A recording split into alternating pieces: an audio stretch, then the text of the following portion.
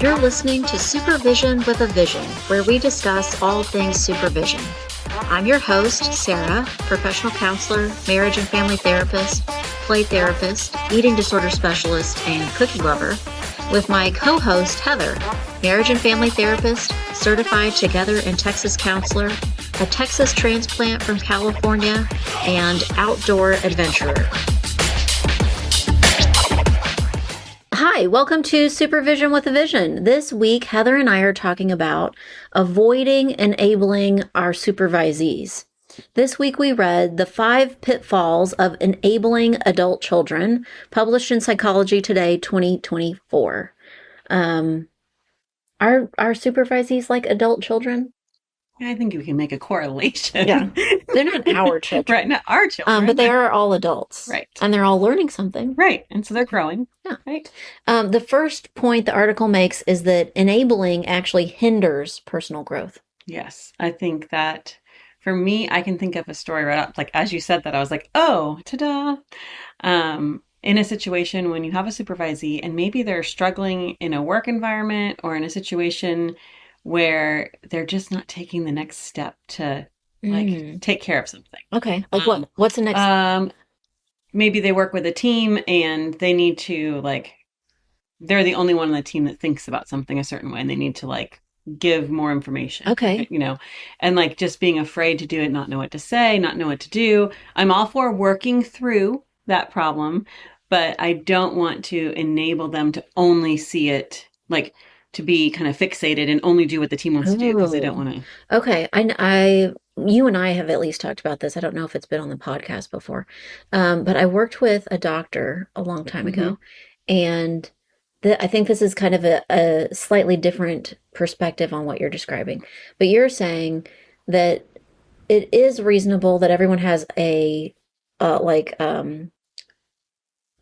learning curve. Sure. And so it might take someone a while to be ready, prepared, confident to take the next step. Right. And that certainly we can help facilitate that. Sure. This doctor, interesting, now that I'm thinking about it, she did that for me. Okay. But also in training people, she also kept them from getting too far ahead of themselves. Right. Tripping over their own feet. Right. So, but I think also in that way, still enabling them would hinder their personal growth. So what she did to help me was that I said, oh, I don't want to do that. I'm not ready for that. I don't know how to do this. Right. And she said, we're going to get you there. Yeah. That's our goal. Right. And she did. She said, step 1, do this a lot until you feel comfortable. Then we will move on. And that's the plan we followed. Right. But with other people, maybe they had the opposite problem. They were overconfident and not ready. There were people in the same situation that I was in that she told them, no, it's not your turn yet. Right. You're not doing this quite yet. Yeah. Right? And in this multidisciplinary meeting, it is not expected that you will speak. Right. And so she would tell them, no, not yet. Sit and watch, listen.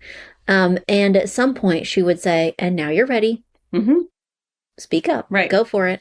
But in both ways, she wasn't enabling. She didn't say, okay, Sarah, you don't have to do that because it feels uncomfortable. Right. Oh, you don't feel good about doing it? Okay, let's just not. Yeah. She said, we're going to get you there.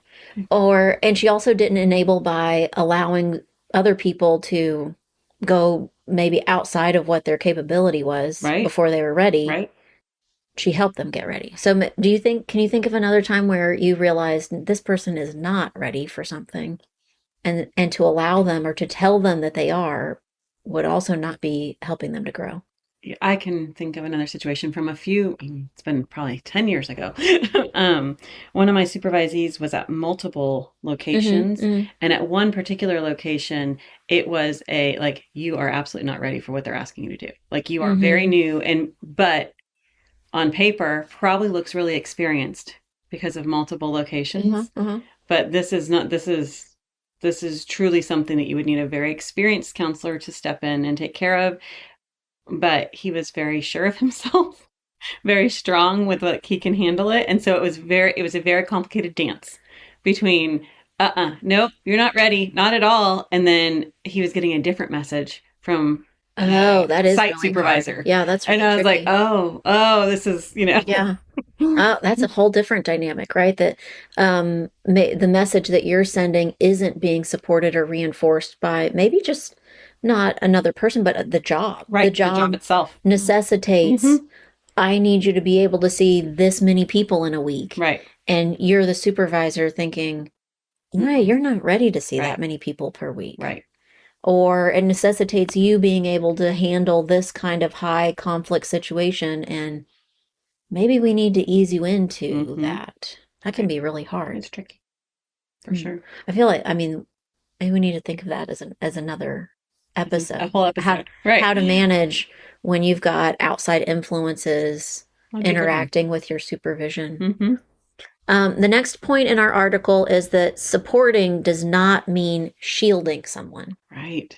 I think I have gotten better about this, but I was really maybe too nurturing of Mm-hmm. my early supervisees. Like, no, don't hurt them. They're babies. Mm-hmm. They're new.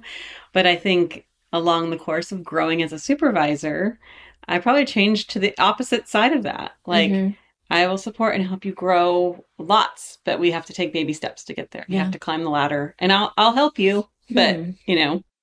not Um, going not going too fast and not going too slow. We're not going to yeah. stop. Um, it, among the schools that I have taught for, one of the programs that I taught at, a counseling program, their model was that the very first semester or term that you took classes, one of the classes that you were required to take the very first Hmm. time was a clinical experience class. Oh, interesting. So immediately Throw you you in. were right. Right. You were in a situation where, and the expectation changed over time, but immediately you were expected to see some clients. Wow. And I think I had a hard time wrapping my head around that for the Hmm. reason that you're describing, Hmm. that maybe that felt like they weren't ready. I wanted to be more protective of them. But I can see from the other side that, I mean, how do you simulate that Right. or practice that without doing Hmm. some of it? Hmm. So Makes it's sense. You like have to. a tricky balance, or Yeah. like hard to conceptualize how you could do that for someone in a way that isn't at least some of the time uncomfortable. Right. Right. And I think it's okay to align with your supervisees and help them walk the process. Sometimes things are new, right? Mm-hmm. Learning to do a note a different way, or learning how to make an abuse report, or learning how to handle a difficult client in session. I had a situation where a supervisee, all the sessions with a particular client were 40 minutes. Just couldn't make that stretch to Yeah, we yeah. really kind of had to sit and talk about like what's going on that is causing this like gap, or how are we not diving Mm-hmm. deeper, like what does the session look like, and Hmm. kind of really pick it apart a little bit more probably than I normally do talking about Yeah. sessions. But when she talked about every session with this particular, like the max was 40 minutes. Hmm. And I'm like, oh, I mean, I okay. think it's really impressive that your supervisee came to you with that. Yeah. That she, Right. right, Like, that she fessed up. I think it was a work situation. Right. Oh, well, I mean, Yeah. I think that it speaks to the relationship and the trust that you Yeah. built, Maybe. because I think some of mine would, when they feel like they're doing something wrong, it's not comfortable for them to talk about it. Mhm. Um, but what did you determine was the issue, that it just was hard to get the full hour? I think that client in particular was very took up a lot of space in the room, and very came in with an agenda, and kind Mm-hmm. of ran like, today I'm going to talk about X, Y, and Z. Uh-huh. Here's X, here's Y, here's Z, and now I'm done. Goodbye. Like it was very much like not more of a sounding board relationship than a Yeah. Well, so then I say this to supervisees, and it also sounds like another good topic, maybe. I tell them that one of their primary jobs as a counselor is that they manage their sessions. mm-hmm. The Yes. length of time, what Right. happens, what's talked about. And that doesn't mean that they're the dictator Right. and that there's no flexibility, but that they help shape and guide. Exactly. Do you think that's theory based, or do you think that's just It's probably theory-based. Yeah. I think you and I align on that a lot. Yeah. I mean, well, I don't know, I have to think about that. But I usually say that. And so I would be thinking, like, my thought process around why are sessions short every time would be partly that. Right. How are you managing things? What's happening in the way that you're managing it, that it just is short every time. Right. Huh. Supporting doesn't mean shielding. What about, have you ever been tempted to do things for your supervisees? Like speak to someone, take care of something?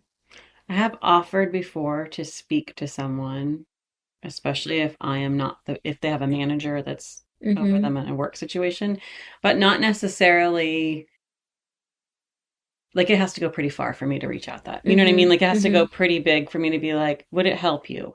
You know, if you had support. Yeah. And actually, ultimately, I think in both situations that I can think of, we decided, no, that's not going to be helpful. So, you know, what could we? Yeah. Cool that you did, but also that your supervisee came to that conclusion. It's not really that helpful for you to do it for me. I had a supervisee, or not a supervisee, I had a supervisor that spoke to my employer. Oh, that's annoying. Well, totally not welcomed. Oh, even worse. and I was not aware of it until after it happened. Oops. So maybe, I think I still don't really understand why they made that decision, but maybe a new way to think about it would be that they thought they were supporting by shielding me. Maybe. I mean, it was not appreciated. Right. Yeah. So I don't know, maybe sometimes it does feel like I imagine if this is a task that I really don't want to do and my supervisor offers to do it for me. Okay, thanks. Yeah. But maybe sometimes the supervisees wouldn't appreciate it. Right. I can think of, as we were talking about this, like supporting doesn't mean shielding. I can think of clients. Like I deal with a lot of teenage clients that maybe have some family dynamics. And it's really hard sometimes for them to realize, like, yes, we are going to talk about this with your family, you know, and that's I think, I mean, you said teenagers, but I think I do it on both sides of that. That parents will call and say, or email, can you talk to my kid about... Oh, yeah. No. No, actually, that's not. You and I can talk about how you could talk to your kid about that. Right. Or the other way around. Could you tell my mom? No. Right. But you can. Right. And I can help you. Or we can talk about how you could do that, but am I going to do it for you? No. I have supervisees that would really like me to do their paperwork or be responsible for their paperwork for them. And paperwork related to our agreement with each other or their responsibility. I just said their responsibility towards the state, but that's how I feel about it, is that this is your license. You need to maintain it. You need to keep up with the requirements, with tracking your hours, getting your, all those. But like this, and enabling is keeping them from doing it themselves, or doing it is not really supportive. They need to do it on their own. But I'm not against being a part of that. Sure.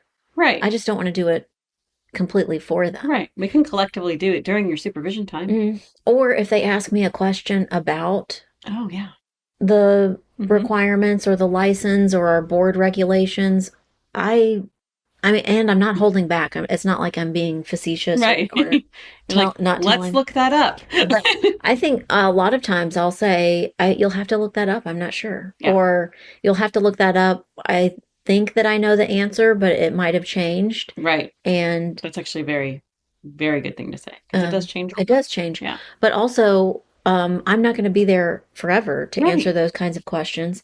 And so they do need to know where to find the information. And skill building, really, because you have to sort through those documents. I mean, I want them to appreciate that really, you worked really hard for this. Right. You need to keep up on that, keep up with the requirements, because you will ultimately be responsible. Maintain this, not me. That's right. Our last point in the article is, our task is empowering independence as a supervisor. I think that I agree with that wholeheartedly. At the beginning, it's one way of what their independence looks like, because it's very, I would say, more hand-holding, really close, close, watchful support. But as they finish up their time and their hours, it's still like, I want that for them, right? Yeah. You want them to launch into who they're going to be as a therapist. That is definitely theory related. And that's a previous episode of ours where we talked about theories of supervision. Yep. And a lot of them our constructivist models talk about that in the beginning, you are doing an awful lot of teaching, Sure. explaining, and the longer you go, the more hours and experience they gain, you're doing less teaching and explaining, and you're providing more support, Right. reflection, feedback versus so less didactic, more relational as you go. If do you think that other supervisors think about it that way, that our job as a supervisor is empowering independence? Well, earlier I said that the job of a counselor, a big piece of it is to manage a session. Right. So do you think other supervisors are thinking their task or what they're trying to do is empower independence in new counselors? I would 100% hope so, that that's at least part of it. But I bet there are some out there that don't necessarily feel as strongly about it. Does that make sense? Like I am like, yes, number one task, glowing lights, you know. I mean, I think it sounds good. I don't think that necessarily people, like a lot of people would argue. Right. I don't know if I think that people really like think it if through. They were right. Well, if they were pushed to define what they're doing, I don't know that empowering independence is what they would come up with. Okay. I think some of them think I'm a supervisor. If we had like a little, like, I don't know, a social media hashtag, Right. I'm a supervisor because. Right. I think people, if they're being honest, sometimes they're doing it to make money. Okay. That's sad. Sure they do, right? But yeah. I mean, plenty. I think there are a lot of people where their business model is focused on having people they supervise. Right. And so I don't think that that's necessarily a negative thing. If they think I'm a supervisor because I make money that way. Right. I think some people would say I'm a supervisor to teach. Sure. Maybe they just love teaching and that's what they. Yeah. Well, do you think that if you thought I'm a supervisor because I'm a teacher, is that different than empowering independence? I think it goes alongside because I think if you're teaching, if you just break down teaching as a whole, you are empowering a student, whatever they're learning, to go past what you're teaching. Yeah. I think some people would say I'm a supervisor because something related to fostering the field? The field. Okay. Do you think, but I don't know that that's automatically. It's not automatically empowering independence. Right. Yeah. So maybe you and I are kind of taking this as a given that it's about empowering independence, but I don't know if other people always think that. Yeah. But it's interesting that you and I think that, like, in the same strength. Well, because I think that I'm a supervisor because at least the couple of things that I threw out as suggestions, I don't think they're necessarily intrinsically bad. No. Well, I hate to say necessarily intrinsically bad. Right. I don't think that they're wrong or negative. Right. They don't. I think they are reasons that people are supervisors. Right. I think sometimes people even just become a supervisor because, well, people, like, I've been doing this for 15 years or something. You know what I mean? They're just like, well, I've done it for a long time. So people always ask me, so I might as well do it. Or something. I don't know. I feel like those are, and also not a negative. Right. I feel like people who do it for that reason don't end up having very many supervisors. Right. Or they don't enjoy it, right? They do it maybe for the name, but they don't necessarily enjoy what they're doing. But maybe then they don't end up, staying. They just don't end up doing it very often. And right. It isn't a big chunk of what they do. Right. But maybe we take for granted, or we assume that other people are empowering independence when maybe that isn't their perspective or like within their what they envision. Truthfully, I think that's probably true. Like that wasn't given a So then I think even pushing ourselves past that, if this is a new idea, if someone's going to go, ooh, empowering independence, is that kind of like in my paradigm of what I think I'm doing when I'm supervising? And maybe they're going to start considering that or thinking about it. What is it that you do that empowers independence? Right. If you already think I'm a teacher and I'm fostering the profession, or this is a different way that I make money. If all Mhm. those things are true, and all of those things are good reasons to be a supervisor, but maybe now you're adding the idea that you are empowering independence. What do you do differently, or what do you add to what you're already doing? Right. Maybe it just looks like you are doing more of a encouragement or a support to like launch a little bit more or like Mm-hmm. caretake a little bit more at the beginning and, kind of do that dance Uh-huh. differently. Or maybe it's Yeah. more serious. I don't know. Maybe that puts more of a, oh, I can like focus more on that or I can give that more Mm-hmm. attention. Huh. I think this is kind of a fun part of supervision that I didn't anticipate when I Okay. started, was that I really enjoy where all of my former supervisees are now. Oh yeah, Like absolutely. where they're like Like, off and doing right, things, and like right, when they change jobs, or like right, they begin to do something else within the field. I'm like, oh, cool. right. I would Um, agree. I wouldn't have seen that coming as like, hmm As a right, reward, or part hmm of the positive, or right, something I enjoy out of hmm that, but not something that gets emphasized, I guess, right. in training or in discussing being a supervisor. But I think that is related to empowering independence. Yeah. The part of the reward is that I get to see and appreciate that everybody's out there. Doing a different thing, not all the Mm-hmm. same thing. Oh Like yeah. they all Yeah. found their space. Yeah, Mm-hmm. Mm-hmm. I like that. Mm-hmm. Imagine if you didn't. I mean, it's kind of almost hard for me to think about it like that. Imagine if you weren't at this point thinking that you were empowering independence. And so then you weren't getting the fun benefit of It's sad. realizing they're all out Right. there They're doing things. counseling and doing things and Right. enjoying it and being good at it. And I feel like you'd be missing something. Right. Be lost. Mm-hmm. Yeah. Oh, that makes me want to email everyone Be and like, how are you? What are you what's doing going now? Yeah. on. Yeah. That is a fun part to That is me, a good part. supervising.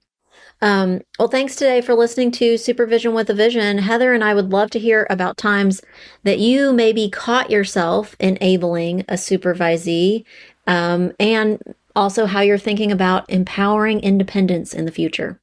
Thanks today for listening to Supervision with a Vision.